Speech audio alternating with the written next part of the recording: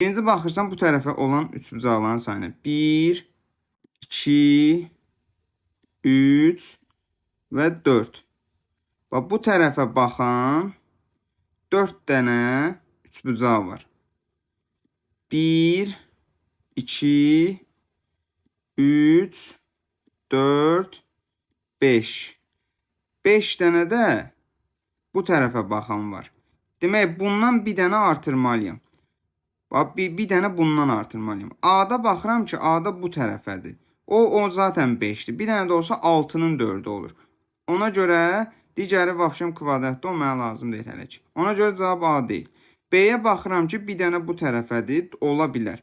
C-yə baxıram ki, yenə bu tərəfədir, ola bilər.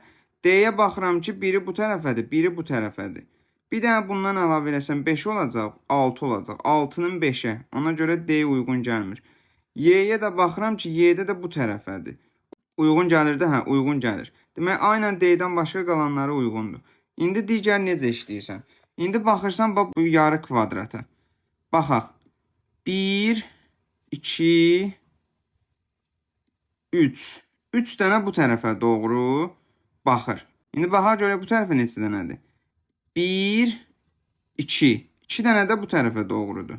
Onda demək ki, bizə bu tərəfə baxan kvadrat lazımdır. B-yə baxıram ki, bu tərəfə baxır, o mənə lazım deyil.